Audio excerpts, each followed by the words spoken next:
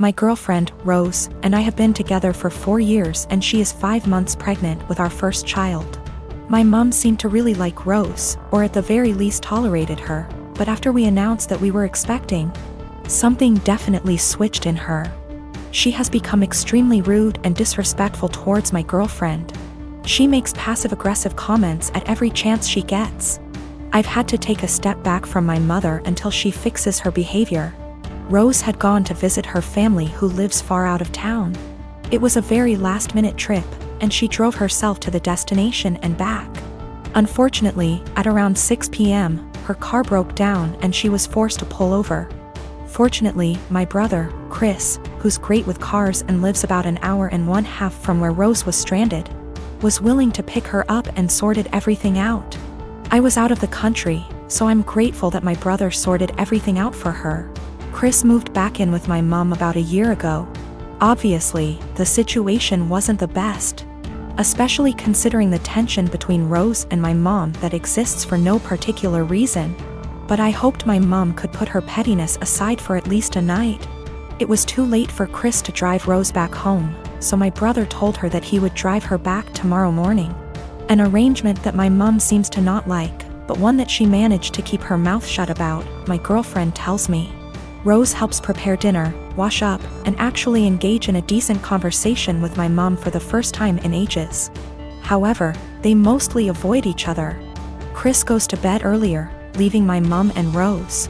My mom lives in a 2-bedroom apartment, and since both bedrooms were taken, Rose assumed that she would be sleeping on the couch. She apparently assumed wrong. My mom gives Rose the thinnest blanket ever and basically screams at her, telling her that she has to sleep on the floor to not ruin her couch. She tells Rose to make do with the pillows on the couch and the blanket that provides zero warmth. Rose thought about protesting, but ultimately decided against it. According to Rose, my mom kept opening her door to check if she was sleeping on the couch, so she couldn't even try to sleep on the couch. At 5 a.m., Chris found Rose on the couch and let her sleep on his bed. He ended up telling me, but told me to not make a big fuss out of it. I did the exact opposite. I called my mom, very angry, and told her that she was disrespecting her so badly. She tried to defend herself by saying that she didn't harm the baby, and it's okay for pregnant women to sleep on the floor. But I refused to hear any of it. Chris agrees with me, but told me that I shouldn't make it a fight. I feel like I'm losing my mind. My boyfriend and I have been together about a year, and when our city implemented lockdown for the virus, he decided to quarantine with me at my apartment as I live alone and have a nicer apartment, and he has several roommates. Mostly it has been going well, and thankfully we both still have jobs. Except in the first few weeks I started noticing that the bathroom floor was suddenly always wet around the toilet. The sink is across the room from the toilet, so it's unlikely to be from the sink. At first I thought it might be water, but soon realized that it was definitely pee. I asked boyfriend about it nicely, and he apologized and said sometimes he has bad aim. I asked him to try a little harder, and he said sure. The floor continued to be frequently spattered with piss. And a few weeks later I confronted him about it again because I think it's pretty gross to step in his pee several times a week. And it seems like an easy thing to fix. If he misses the toilet, I think the very least he could do is make sure to wipe it up with toilet paper or a Clorox wipe. The cleaning supplies even live in a cabinet directly over the toilet. He said sure, sorry, he would try to remember to do that. Another week has passed, and while maybe he's doing this sometimes, I've continued to step in splatters of his pee and wipe it off the floor and clean the floor several times a week. I thought about asking him to just pee into the bathtub or something instead, because I don't understand how you can pee on the floor by accident so often and not notice and not clean it up. Last night I got up to use the bathroom in the middle of the night and absolutely stepped in piss for the 12,312,301,298th time. I had it, and I didn't want to pick a fight or ask him again since it seems clear he can't or won't change. So I got one of my dog's wee pads from when he was a puppy, he is well trained now, and cut it up a bit and taped it down to make a sort of skirt or mat around the floor near the toilet to at least absorb the piss. Boyfriend saw this morning and is furious with me, saying that I'm calling him a dog, comparing him to an animal, etc. Honestly, I was not thinking that at all. I just was trying to be resourceful and solve the problem for myself since I don't like piss on my bathroom floor, and don't like stepping in it. I didn't feel like arguing about it anymore. And putting a material specifically meant to absorb pee around the area he keeps peeing on by accident seemed like a practical solution. I am a 25-year-old male on a lakeside property that was legally and officially given to me by my parents. I have been living here for 6 years and have some great neighbors along with some not so great ones. Of all my neighbors, I have only ever had problems with one who lives right next door named Mariette. She first moved in early this summer as she had the former house on her property demolished and rebuilt. My problems started with her over the use of my wood stove and fireplaces.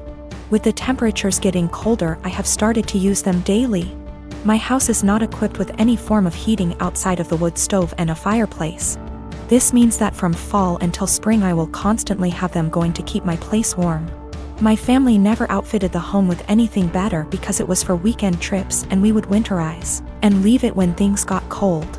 My parents thought of adding oil heating when I moved in, however I opposed it because it was a waste of money and didn't mind splitting logs. 5 days ago, after having received my shipment of logs for the fall, I was approached by my neighbor Mariette. She came around asking for my parents, to which I said that they don't live here and that I am the homeowner. She didn't believe me and said that I was too young to be a homeowner before leaving. Later that day I heard a knock at my door and thought it was my girlfriend, so I gave my usual greeting of, "Hey, sweet cheeks," while opening the door. Unfortunately, it was not her and was Mariette again, so I apologized quickly and asked what she wanted. Once again she wanted to speak with my parents, to which in a more stern tone said that I was the homeowner. This time she finally got it and said that I am violating HOA policy by using wood-burning fireplaces indoors and outdoors. In response, I said that as new as the house looks I am not a member of the group and that the town permits fireplaces and burning yard waste. She then went on to ask why I even needed them because they do nothing but harm the environment. I went on to explain that while the house exterior looks new, the house actually has been around since 1930 and still uses a wood stove and fireplace heating. She didn't believe me yet again and said she would be back with an inspector. Yesterday once again she came with another person who introduced themselves as an HOA inspector. They tried to talk about my fireplaces, but I shut them down immediately and said that I am not a member of their group. The guy then tried to lie by saying that the HOA is in control of all the properties in the area. I immediately called him out on the lie and said that he is either lazy or a moron for not knowing that I am not with them. We went back and forth one more time before I told them I will not listen to them and to stuff it and leave. In the past month my older brother's fiancée left him. This meant he lost his house because the home they lived in was in her name. He lost his vehicle because what he was driving was her old car. He also lost his job because he was so focused on his breakup that he was constantly making mistakes.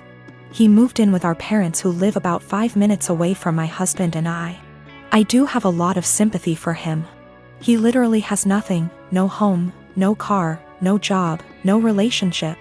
The problem is, this is third time this has happened to him. That's right, he has had 3 fiancées leave him now, and every time he winds up losing everything. He has had 2 cars impounded because he gets so upset over his breakups he loses his job and can't make payments on his vehicles. My parents and I have bailed him out of these situations every time. I even paid off his back payments on his car, paid for his dog's vet bills, and paid some of his rent before. My parents and I have literally spent thousands of dollars trying to help him.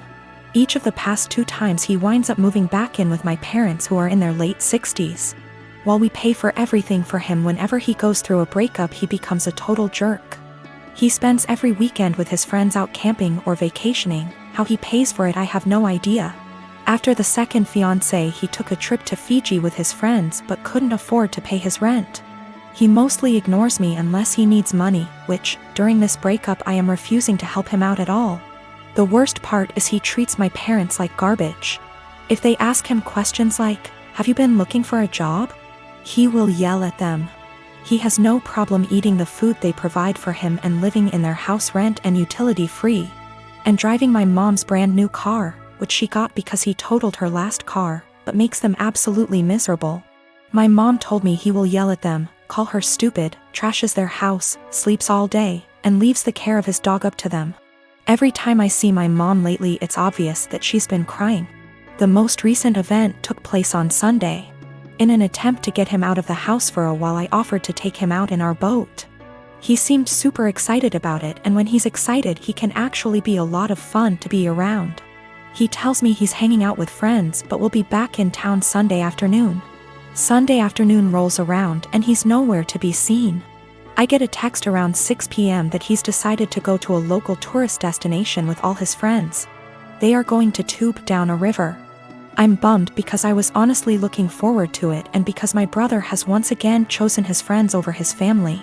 But it's whatever, I honestly don't rely on him for anything, so it's not that big of a deal. But then I find out he's driving my mom's car and she has to be in her office early Monday morning. Then the peaceful protests in our town turn into full-on riots, and my brother is still not home. At this point he can't get home because they've blocked off access to our town, so he just stays with his friends, and I wind up taking my mom to work. My dad tries to talk to my brother on Monday about how irresponsible he was, and my brother just yells at him, and then locks himself in my parents' basement for the rest of the day. My parents are miserable. They want to help and have always said they will do anything for us kids. But they are just enabling my brother every time they bail him out. My dad has major health problems that are being exacerbated by the stress my brother is causing. My mom has a history of severe depression that I see her slipping back into the longer my brother is with them. I'm really close to my parents, and they are usually very fun people. The longer my brother stays with them, I am seeing them become depressed, short-tempered, and miserable. I tried telling them to kick him out. One of his friends would surely take him in.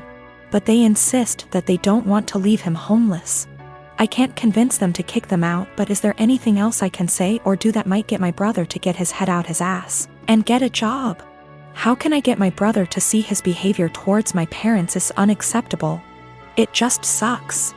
I used to really look up to my older brother because he is outgoing and funny and the sort of person everyone just gravitates towards. Now I'm just pissed at him for how he treats my parents and simultaneously scared for his mental health, because he clearly has a lot of problems.